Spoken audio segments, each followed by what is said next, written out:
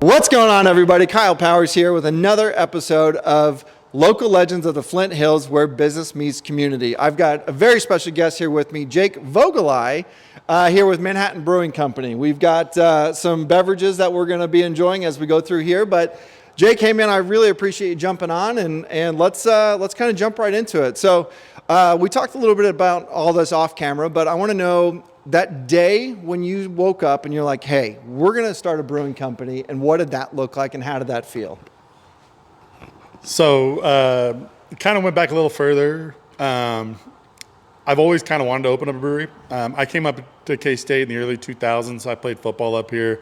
But while I was up here, I actually took an entrepreneurship class. And one of my goals, my business that I had to come up with was a brewery. And so ever since I was here, I've always wanted to do a brewery. I've always loved craft beer. And luckily, I have two partners that not only are professionals, but Garrett actually went to school to the Siebel Institute of Chicago, got himself a brewing degree. Adam came on. We all met at Tallgrass Brewing, where Garrett was the head brewer. Adam was the head cellarman, and I ended up being the director of sales. And so we kind of all three brought together every piece of the brewing industry. But I had kind of talked with Garrett back in, at some point about opening a brewery together, and it wasn't the right time. And when Tallgrass was getting ready to close its doors, Garrett actually approached me, and Garrett and Adam both did, about opening a brewery together. And I was like, let's go for it. Let's do it. And it's something I've always wanted to do. And so we did. We came together. When that initial conversation happened, it was all like, yes, let's do it. Absolutely. And then I had talked with my wife, and we had just had our first kid. And it was very much like, are you serious right now? But it was good timing. It was perfect for it. Manhattan was in desperate need for another brewery. And so we came together, and it took us about 2 years to get it open, and we finally did. And we're in downtown Points, and we can't be happy about it. So Yeah.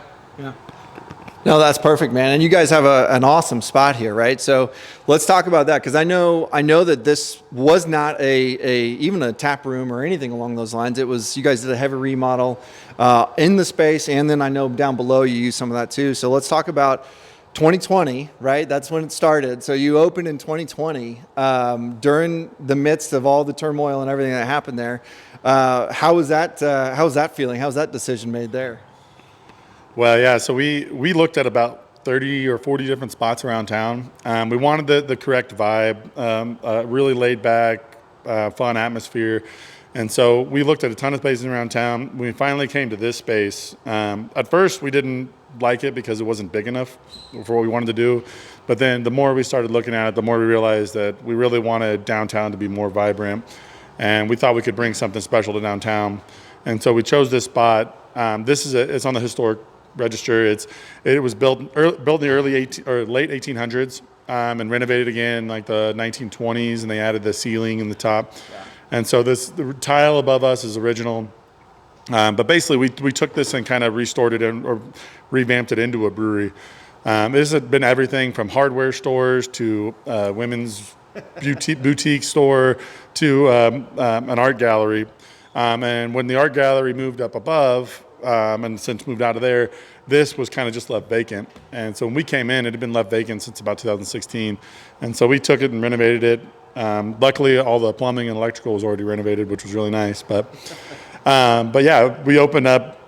So we had everything going, and then we were actually down in Wichita doing a collaboration with another brewery. And when COVID actually, when everything started getting the shutdown, and our first reaction was, oh shit. Sorry for cussing, but it was like, that was our first reaction. But we had already taken out the loan. Construction was going, stuff was not going to get delayed anymore. And so it was very much just like, well, let's do it. And so construction actually sped up for us. Originally, we weren't supposed to open up until the end of August. And it sped up to where we actually got the keys to the place in June, and we were able to open up in July. Right in the middle of it, people were incredibly nice about everything. Everyone was really cautious, but we made through it. We got through it. It was insane. So. Well, I'll bet too. I mean, hindsight being 2020, right? Like the materials and everything just skyrocketed right after about that. So, in the midst of it, you're probably like, "I'll take that all day long." So, No, that's awesome. So July 2020, you opened your doors and dealt with all the, like I said, again, the turmoil of COVID and all that kind of stuff. But let's back up a little bit further too. I'm gonna take you back a little more. When you decided that you wanted to do a brewery, I mean, was that, I know for a lot of entrepreneurs, it's a conversation to be had with your loved ones and things that way, where it's like, really, do you want to do that? Like, especially something as like a brewery, right? Like so how was that conversation had? And I guess when? Is it like high school that you were like, I want to be that? Or is it just an entrepreneurial class, or what did that look like? So for me, it was definitely, I always loved craft beer. It was definitely when I was in college that I was like, I want to open up a brewery. Like, that's what I want to do. And, paths changed and everything. But my girlfriend, which was not my wife at the time, she was very supportive the entire time. She's always been supportive of it. She loves the ideas. Just like me, she loves craft beer. So it was one of those things. It was like when I told her, like, that's what I wanted to do, she was like, let's find a way to do it. Yeah. Now, life took us on a different path where I spent my first 5 years out of college doing something different, and then eventually got into the brewing industry. Really glad with the path that I finally went on, because that led me to discover the entire background of the brewing industry, to where I could go through the sales and distribution side of it, and I could do a lot more with it, which was awesome. I'm really happy with the path that took me on, because it brought me to here and brought me to with these guys in this space and everything, being downtown on Points, which is absolutely amazing. So yeah. That's perfect. And it is. I mean, as you can see, I mean, I'll shoot some videos and stuff for us as we finish up here, but you guys will be able to see, like, the space is, again, it's one of those things where you don't think about it until you're in it, and now you can't imagine being anywhere else, right? Like, it's a fantastic space, and the vibe, you said it, the vibe's fantastic here. So, all right, let's talk a little bit about what we're drinking and what you guys have and the differences, right? Because I think you guys do a really good job of, again, you told me the difference of the Mat Kiv. It's a Czech Pilsner. I mean, where do you get your ideas and your, let's just start with that. Where do you get your ideas for what type of brews that you're going to do and everything there? Yeah, I mean, we have a really good idea of what's out in the market, the different styles that are out there. I mean, there are thousands of different beer styles out there.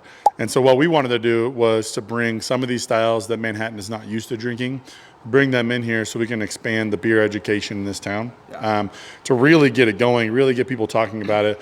But then there's also stuff that people know about that we wanted to do.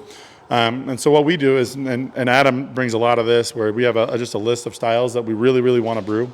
And we've actually done a lot. Our first year, I think we did 60 different beers. Second year, second year we did, I think 30 to 40 new beers that we didn't do the year before. And so in year 3 and year 4, what we did is we kind of scaled those back and brought back a lot of the ones that we really like to do. And that caused us to also to improve our recipes. And so beers have gotten better and better and better as we go along, because the more you brew them, the better they get.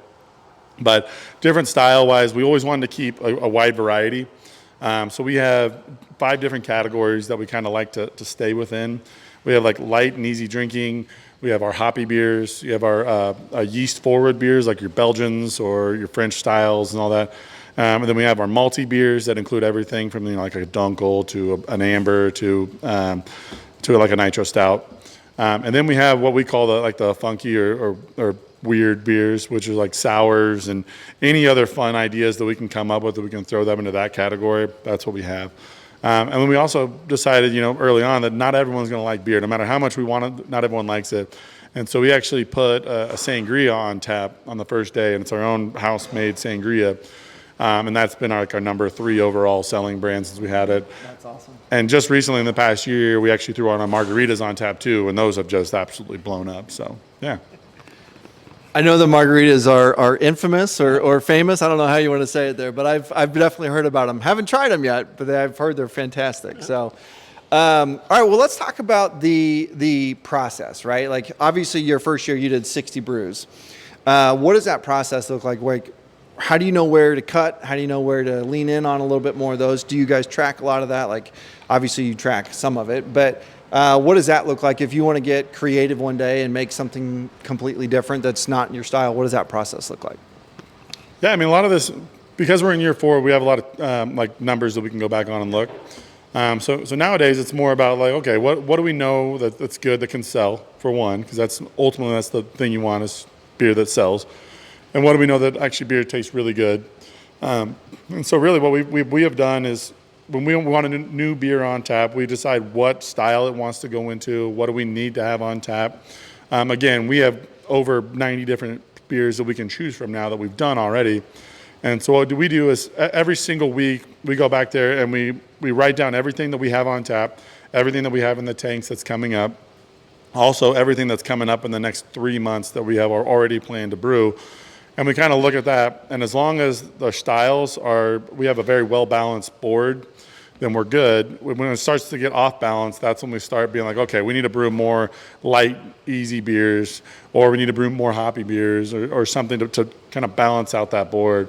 But we really pride ourselves on having a nice balance on the menu, and we kind of like to keep it that way. So we're not overly on one style or one or the other.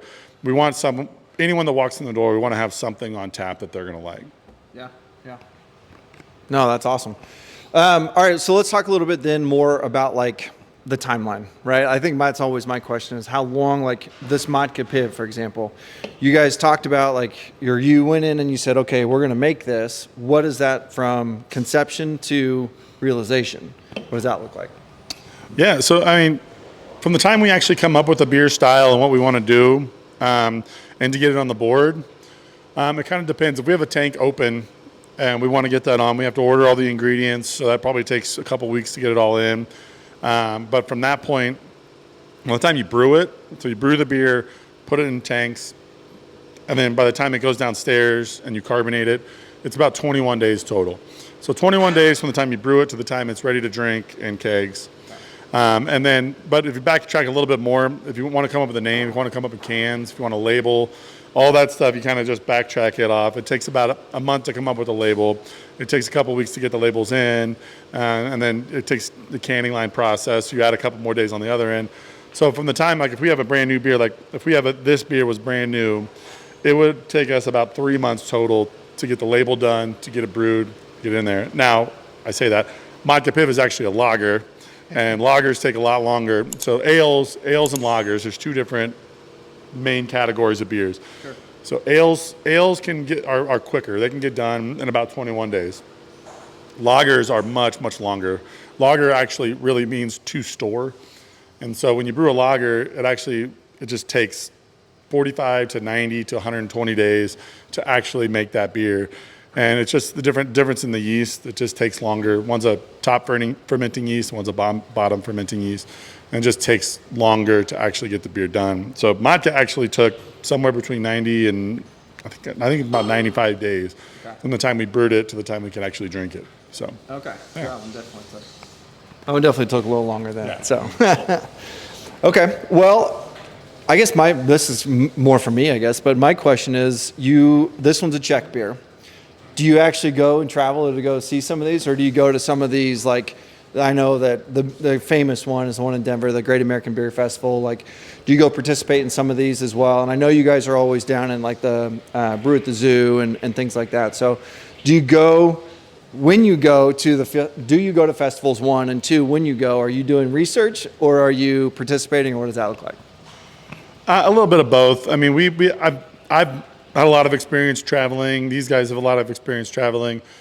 Through my days when we were all worked at Tall Grass Brewing, I was going to 21 different states all the time. We did festivals all the time. With our model that we have here, we don't sell outside of Kansas, and so we don't go to the Great American Beer Festival because it doesn't really do us a lot of good. It's a fun festival, and I highly recommend for anybody to go. It's a lot of fun. But no, all that's a lot of research. I mean, we just recently took a trip up to Madison, Wisconsin, and up to Green Bay, and we were stopping at breweries all along the way. And it's always important to try new things and to try what other people are doing, to see what we can improve on ourselves here, what we can do better, not just on the beer, but on the vibe, on events, all those kind of things. But yeah, we do festivals across Kansas. We try to be limited on it because we have a limited amount of time. Yep. But they're all fun. Every single festival that we've gone to is fun because breweries are fun. It's a culture. So like any other brewery that's in the state of Kansas, we don't see them as competition. Yeah. We see of us all helping each other out. The more people that can drink craft beer, the better it is for all of us. Because once you get a taste for really good beer, you don't want to go back to the other stuff. And so once you get that taste, you want to keep improving, and people will just want to come in. And so all the breweries want to help each other out. We always call it like the rising tide raises all ships. Yeah. And that's exactly what it is. And almost every brewery thinks like that. So. Well, if you ever need a research specialist, I'll come I'll come and help out. No, and I will tell you, just a quick plug, the Mat Kiv is delicious, by the way. Okay, so that you actually brought up a good point. So I think that's a very important business and philosophy in general. The rising tide raises all ships. But that's a lot of things that don't happen that way. So I think that's a really cool point, and I have seen that in a lot of the craft breweries and everything that comes around there that they do help each other out. They work with each other and help kind of make this a little bit more of a experience and a little bit better experience for the patrons and everyone else involved too. So, but you hit a little bit too on the distribution. You said you guys just stay in Kansas. Do you just stay local to the region? Are you just the state of Kansas? Anywhere that's Kansas, you sell it? Kind of like, what's the beer in Wisconsin? New Glarus. Yes. So kind of like that one. It's kind of become a little quasi-famous for that one. So talk to me about your distribution. Yeah, so we signed up with our distributor, Standard Beverage, and we've been with them, I think, since year one. I'm not sure exactly when we signed, but we are distributed throughout the entire state. We like to stay as much as we can focused on Manhattan or the surrounding areas, because that's we're Manhattan Brewing. Yep. But yeah, you can get us in Kansas City, Wichita. You can go all the way down to Liberal to get us, as long as your local liquor store wants to bring us in, or your local bar. But it's been great. I mean, it's been great to see our beers available down in Wichita when we go down and visit family, or go to Kansas City when we go up for a Chiefs game or whatever. It's been awesome to see that. And I got to admit, our distributor does a great job. And I don't know how much you follow any of the beer stuff, but actually, beer laws this year got changed where we can actually distribute some of our own beers to some accounts, so we don't actually have to go through a distributor, which is awesome. A lot of younger or smaller breweries are really going to take advantage of that stuff, that they want to walk a beer across the street. They don't have to sign up with the distributor. They can just walk it across. We are not. We're since we're in the whole state and we have a great relationship with our distributor, we're not going to do a ton with it, but it's a great option. It helps breweries grow and all this stuff. So it's been a fun year. But our distribution's awesome. They do a great job. We were just down in Wichita this past weekend and got to see some of our beers on tap down there, and a lot of local liquor stores down there that are promoting us. So it's been fun, and we don't want to get out of the state of Kansas, mainly because there's a lot of federal laws and federal regulations that we don't want to get into, but also because we don't really want to. Our business model is not set up that way. We really want to stay local. Yeah. Stay local as much as you possibly can. We've been in the distribution world, and not only is there's not a lot of margin to be made when you run a distribution model, but also it's a lot of work. I mean, it's a lot of travel, a lot of marketing, and some of that stuff is fine. But I love local, and I want to support local, and I want to stay local, and that's what our philosophy here is. So. Okay. No, that's perfect, man. I appreciate you saying that. So, I think that's what. I mean, you're holding the name Manhattan, right? I mean, that is what Manhattan is. Manhattan is very much a very local community, local everything. I mean, hell, that's why I'm doing this series for us. So, okay, so let's talk about the events, right? You guys have a lot of events. I know Adam and I talked off camera. You guys have trivia nights. You have things like that. But let's talk a little bit about those events, what you typically do on a weekly basis, and then what any big events that you've got coming up. Yeah, so every week we have just kind of some set things, or every other week, I should say. We have discounts that happen every day. So Mondays is an industry night. If you work at a bar, restaurant, brewery, you can come in and get 20% off. Tuesday we do $1 off margaritas, and then Wednesday is $2 off for students and military. Those are every week. Now, every other week we do stuff like trivia. Trivia happens on Thursday nights. Brings in a good crowd. Peter Nyblom, DJ Sloan comes in, and he'll run the trivia for us. Does a fantastic job. We do band book club once a month.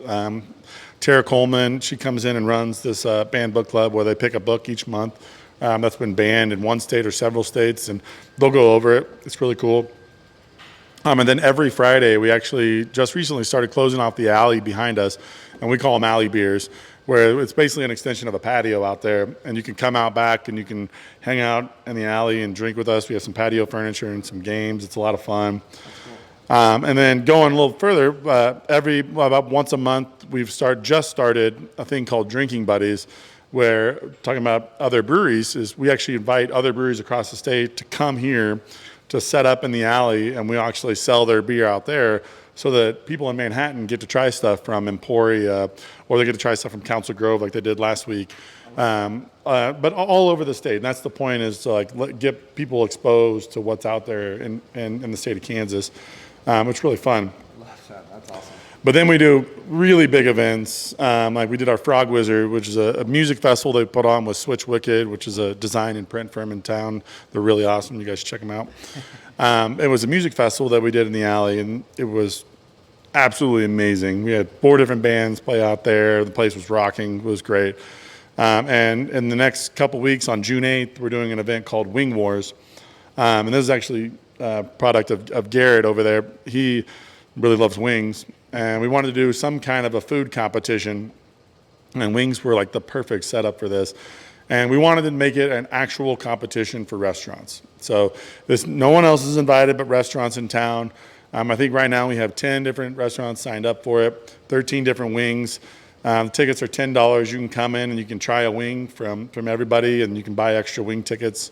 But the point of it was, let's actually have a competition. The winners, there's like a judge's choice and a people's choice, but we have these like WWE style belts that are like 6-pound belts that the winners go to, and they each get $250. Restaurants get money for competing in it, just for showing up. But it's going to be a lot of fun. We got judges. Some of the celebrity judges we have, Russ Laub from the Manhattan Brewing Company, Chad Stelk from The Chef. And then we got Uso and Hadley Panzer from the football team. They're going to be judges, and David G from 1015, the morning show. He'll be here as a judge as well. So it'll be a fun time. We're going to be set up inside and again out in the alley, and it's going to be great. So it runs from 5 to 10 o'clock on June 8th. Wings go from 5 to 8:30, and judging happens right around 8 o'clock. But it'll be a lot of fun, and that winning restaurant can take that belt and put it up and say they got the best wings in town. So For at least 1 year, right? Right. At least 1 year they'll get that title. That's awesome. Okay, so what about the future, right? So you guys have been in business now for 4 years, or working on 4 years. July, right? 4 years will mark your 4th year. What does the future hold for Manhattan Brewing Company? Yeah, I mean, we want to ingrain ourselves even more into the local community. We're looking at a possible second spot here in town. Oh, nice. We'll see where that goes. Or we want to open up another spot in another town somewhere else. But really, just do more to ingrain ourselves in the local Manhattan community. We feel like Manhattan has so much room to grow still, and we're so excited about the direction that it's going. And we love seeing people like the new Parks and Rec director that came on that really wants to push more events in city parks. And we really want to do more beer education of this town, like get people elevated and get them drinking more and more fun styles and more things. But also want to educate people that beer's not a bad thing. Like it's a good thing. It's a local thing. It's a community-driven thing. And if people were to come in here on a Friday night or Saturday during the day, what they're going to see is little kids running around while their parents are here. They're talking with friends. We got games for everybody. And we really want more of that culture, that beer's not a bad thing. Right. Like, obviously, there's some bad things with alcohol, but at the same time, like, it's a community-driven thing, and that's what we have always been here, is a big community-driven brewery. And we want to grow on that.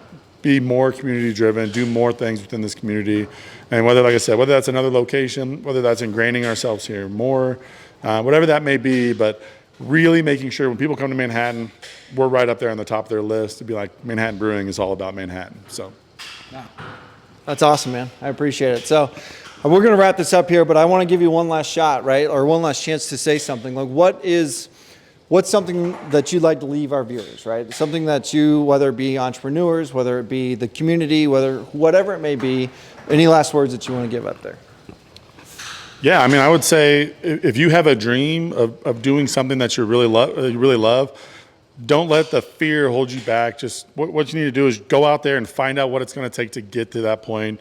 And it's always like you'll see this big elephant that's out in front of you of this dream that you have, and all it takes is small bites. Just keep taking small bites out of that elephant, and then all of a sudden you're going to have eaten the whole thing, and your dreams are going to come realized. So just keep going after it.